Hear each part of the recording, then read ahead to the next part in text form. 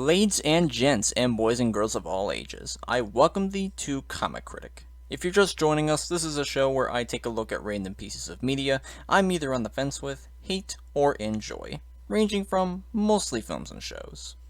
Now, this is going to be a bit different from what I usually do on this show, because instead of doing a deep analysis on a piece of media, I'm instead going to be using pieces of media as an example for something. And that is why punching bag characters are an atrocious idea. Now you may be asking me, "Oh, Mr. Tim, what could be so bad about a character that's used just as a lazy excuse for comedy?" Well, for those who are asking that, allow me to enlighten you all.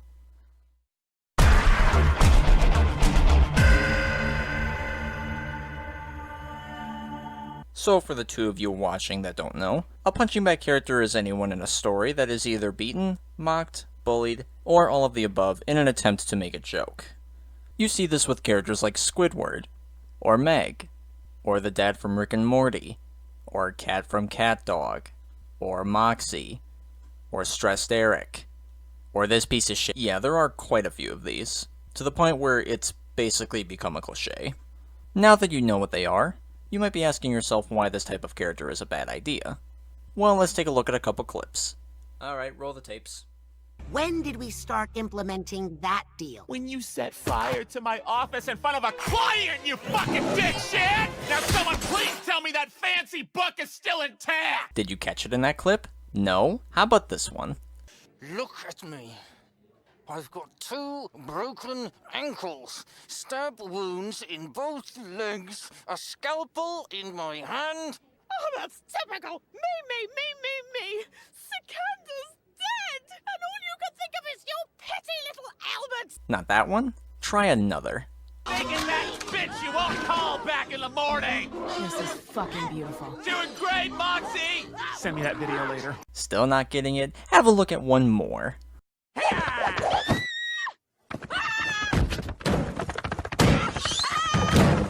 Alright, I'll stop hammering it in. I won't be that kind of reviewer.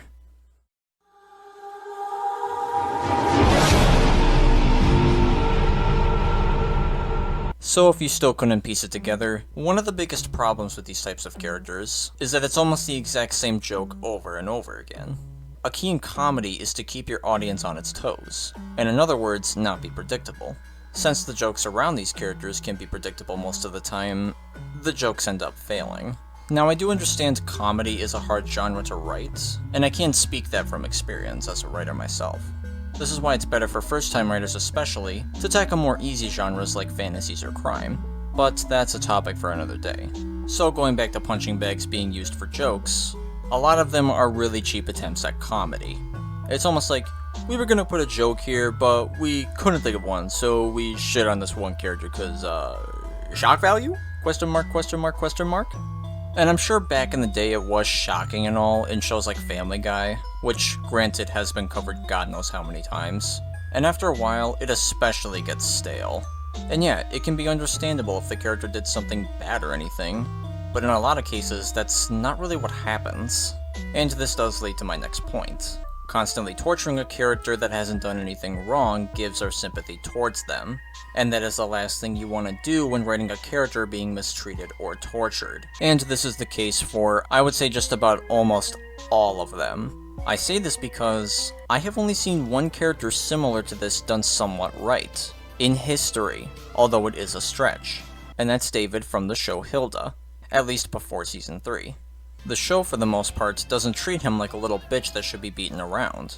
David is simply just a clumsy and fearful kid who sometimes ends up in trouble. The show doesn't usually just go out of its way to shit on him, though in season 3 they held off on giving him a proper arc per se. And I guess to the writer's credit on the show, it wasn't the main plot of all things, unlike another show that teases the audience with it and basically never delivers. Okay, we'll get to that when we get to that. Anyways, because of how many times that it's been done, and developed into basically a terrible cliche for some time, why is it such a common thing in films and shows? Well, I really don't know how to answer that question. Though from what I've gathered, it's basically in some ways the character did deserve it, or in quote of this Google search, just get treated badly anyway and be cowards to stand up to themselves in any way. Obviously what contradicts this is that most of them don't deserve what they get in the slightest. And yeah, this cliche isn't shows I like, Gango from Digital Circus being one example. All she kind of is a punching bag, further making Jax look like a bigger asshole. Which, side note, Jax can be funny, but that's really the only redeeming trait he has. Like, come on, you know it's true. If Jax was the punching bag character, it could work, because if he's causing trouble, it makes sense if he suffers consequences for it. Like this scene with the character Zubul. What exit? If there was a way to leave, I'm pretty sure we'd have all left by now. Yeah, what are you talking about? And yeah, that's the only time Jax kinda gets punished for being a prick. Now, with a proper introduction to what these characters are, allow us to sit back and look at some other examples. God help us all.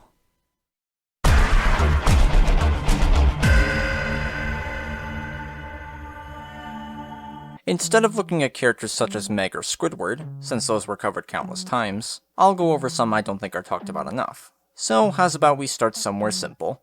Now, I've not watched much of CatDog as a kid, but I saw enough to get a proper gist of it. Pretty much the whole premise of CatDog was built upon this trope. Dog does some bullshit, and cat faces consequences for it. That's all the show is for 4 seasons. What made it more tedious as well, is that most of the characters were used as plot devices in order to cause more pain. The best you could really hope for is everyone losing, and even then, that rarely happens. And it's not like in Invader Zim, where it's mostly justified and carefully written. I'll come back to this point later, however. Moving on, we're gonna take a look back at Clarence. Clarence for some time had an episode, I think each season, that had the character Josh. Now, what did he do to deserve his torment? I have no fucking idea. His first episode does not explain it. We just see that Sumo for some reason gave him a scar on his cheek. And that's it. Nothing is really there to justify what happens to him. It's the same for most of the other episodes he's in, where he loses an eye, an ear, a hand, and likely crippled for the rest of his life. How is this funny? No, for real, how is this funny? Moving on again, I should also mention Stressed Eric. Just everything about Stressed Eric. Stressed Eric in itself is just this cliche on steroids. It's not worth your time, nor mine. And if anything, I'd rather you watch Mr. Enter's video on that show, because he goes into it more than I am willing to. I guess I can't put this off any longer. This brings us to one of the most aggravating examples. Moxie. God, where do I begin with this? I'll start with his childhood. He was abused and forced to fend for himself. He made the mistake of all of Vivzipop's work that got him arrested, and that brings him to today, where he ended up working with a boss that could give BoJack Horseman a run for his money. Oh yeah, and it's also where he's constantly treated like absolute shit by this barely two-dimensional, DW-copying, bratty pencil fucker of a character. Oh, that felt good. God, can I just make a whole video of me just making fun of Luna, like for 30 minutes? That sounds a lot more fun than making this. Okay, for real though. I could make a whole video on Luna as a character, but for now, I'll say this. Nothing about her works. She's annoying, she's bratty, she thinks mostly of herself, and is barely a two-dimensional character, shying away from being one-dimensional. But I'm getting off topic. Outside of Moxie's work, he has his wife Millie, which a year ago I would say was Moxie's only good thing in life.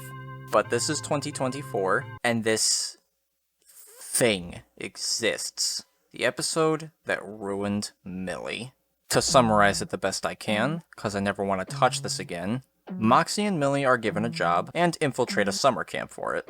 Moxie, not being the best socially, tries to fit in the crowds of the camp, and Millie, barely lifting a finger, gets a bunch of praise, messing with Moxie's insecurities. Millie at least tries not to be so self-centered over it, but fails to do so, while Moxie gets quote-unquote slapstick. Haha, watching a mentally tortured person is funny. This of course then makes Moxie snap, and Millie, for whatever fucking reason, has the audacity to play the "I never had that" card. Okay, motherfucker. You are privileged. You had a good family life from what it seemed, and we don't know more than half of your goddamn story. That and your husband went through some of the worst shit imaginable since he was fucking born. You are all he has. After watching this whole series, I can't help but feel like Moxie is more in the right than Millie is, further rubbing more salt in the wound by not letting him have the kill he wanted, which was Blitz's sister's assassin. Oh yeah, did I forget to mention that? That whole B-plot where Blitz at the end is basically told off by his own sister, and almost rightfully so, and then takes it out on Moxie. No, not really. You're a fucking disgrace. No, Blitzo. You are an absolute disgrace! Season 1 finale, anyone? Instead, he called him a disgrace because guess what? The way Moxie acted was disgraceful, especially when you remember he's usually the sane one in the group.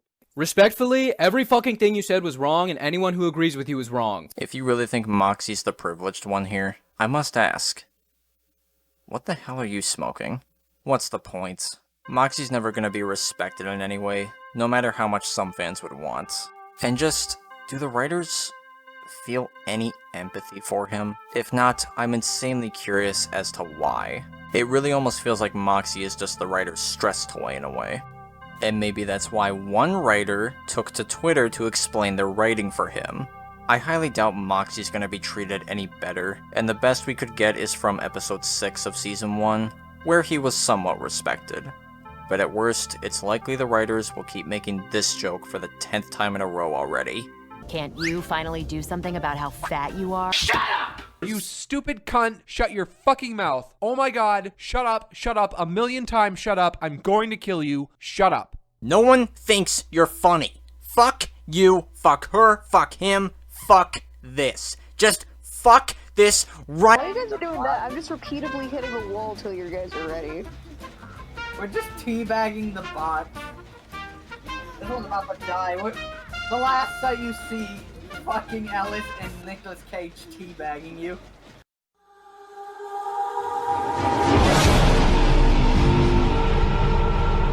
The short answer is no, because I have yet to see an example that isn't an antagonist. That's really the only way you can make this type of character work, is if they are the villain. But even then, I wouldn't recommend it because of how predictable the jokes can be.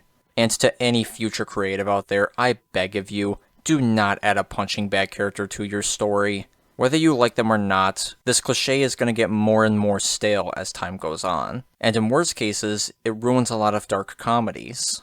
Now don't get me wrong, I don't hate dark comedies. If anything, dark comedy can actually bring some of the best jokes in a film or series. Take for instance the parody series Pony.mov. Although the comedy in it was heavily dark, it wasn't always hard to watch, and in some cases had a sense of silliness to it that gave it a form of charm. And what made it less sympathetic was that a portion of the characters weren't good, and in some cases got punished for it. And again, the last thing you want to do is make the character getting the torment be sympathetic. And I almost thought it was sympathetic in the case of the Invader Zim episode, A Room with a Moose. It was mostly because throughout the last half of the episode, Dib was basically being demonized like he committed intense genocide. But rewatching the beginning of the episode, it did give a valid argument that Dib somewhat deserved it for harassing Zim. And for the most part, it kinda works. It would be like, for instance, I hit someone over the head, and they hit me back, thus letting the comedy shine through. But if I instead stole someone's pen, and the person I took it from then beats me up over it, it wouldn't really be justifiable.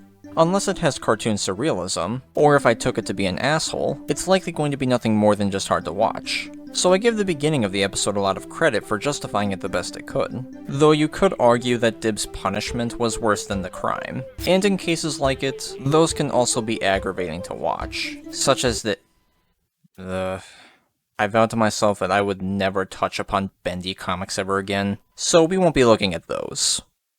Today at least. But I'm getting off topic. There was a classic 90s cartoon that did go into my example a little bit, and explained it very simply. And of all things, it was Animaniacs. Their example was this douchebag provoking Wacko with a bad tone and calling him names, with Wacko then smacking him with a mallet. If a show from 30 years ago can do this right, what the hell happened since then? Either some writers just don't care, or I guess may not understand the concept that well. I don't know, but being a writer myself, I can't help but be at least a bit critical of it. And going back to my examples, you ever heard of the phrase, an eye for an eye or a tooth for a tooth? Well, that phrase basically means the punishment should fit the crime. And not seeing that in shows or films, that can be goddamn annoying. And I know I said I wasn't going to talk about this, because the joke of my show is I review anything but comics, so I'm kind of breaking my own rule a little bit. But anyways, that's the biggest issue with this Bendy comic, for instance. If you haven't seen it, you would have to watch it to see what I'm getting at. No offense to the person who made it. But that said, it does relieve me that I'm not the only reviewer that notices this issue. A reviewer I watch by the name of Dusk Till Sean talked about my point in this video he made, and I highly recommend his videos, they're great. In that video, he basically goes into depth at the very end, when one character basically gets punished too harshly for his crime. And if you watch it, you'll see what he's talking about. I remember first watching that and being like, you got an amazing IQ, my friend. Just an amazing one. If there's anything you can take away from this video, punching bags, a lot of the time, are seriously lazy with their humor. But with all of that said, which punching bag would I say pisses me off the most? Well, the easy answer is Moxie. But as far as a story would go...